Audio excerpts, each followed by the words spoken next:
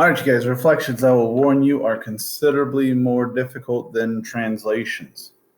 If we're going to try and add a layman's term to our reflections, we are going to be flipping some objects. All right, but this is not as easy as it sounds.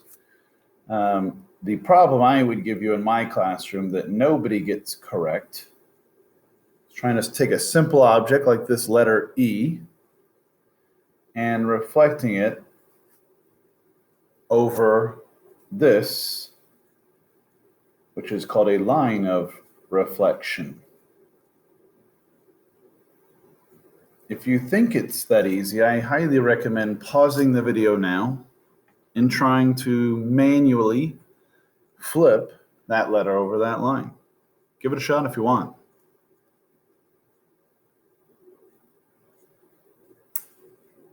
If you've returned, you gave it a shot, you probably have an example on your piece of paper.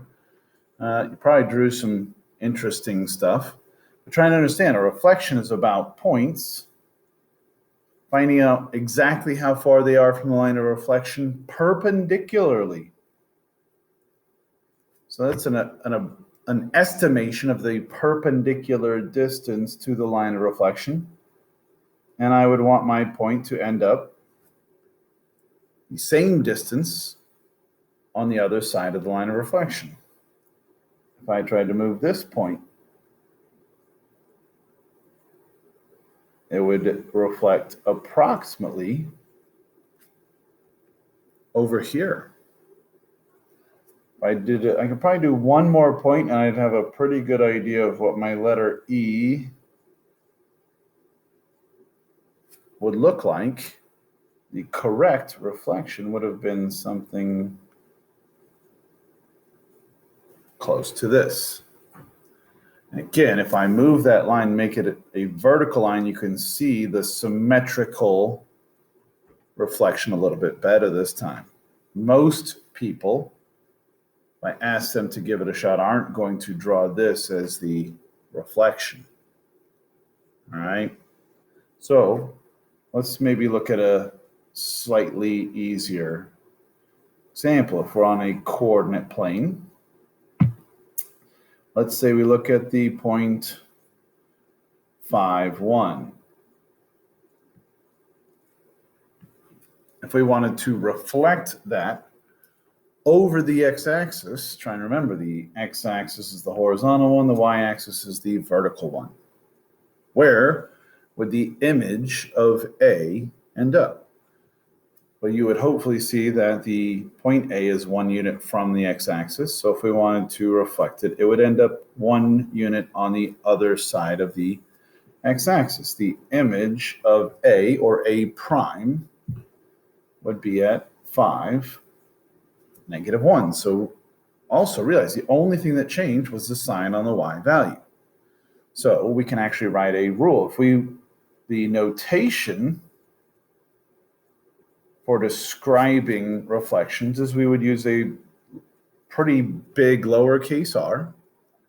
And then as a subscript, we would talk about what line we're reflecting over the x-axis.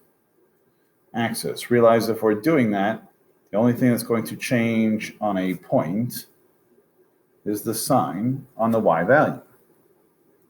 Well, let's reflect this point over the y-axis. So if we see that it's 1, 2, 3, 4, 5 units from the y-axis, it better end up 1, 2, 3, 4, 5 units on the other side of the y-axis.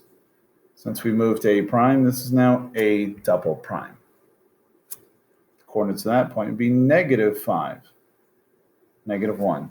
The only thing that changed on that one was the sign on the x value. If we reflect something over the y axis, the only thing that's going to change on a point will be the sign on the x value. But here comes the difficult one. What if we tried to reflect over this crazy line, this diagonal line? We just realized diagonal lines are not easy to reflect over. This is the line y = x, which happens to be the parent function of a line.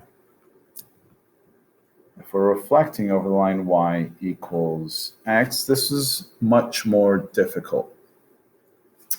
This point would have to go perpendicularly to the line and end up the same distance on the other side. It turns out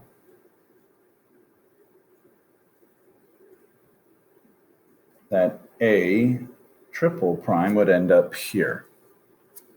Coordinates are -1, -5.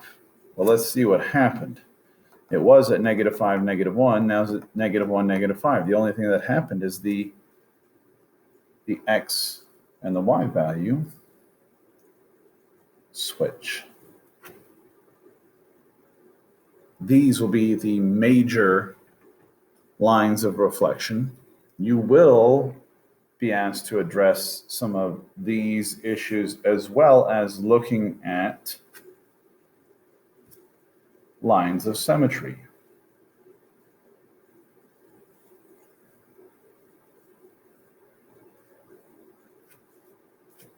Simple example, the letter A has a line of symmetry down the middle because everything on one side of that object could reflect over and match up with equal pieces on the other side.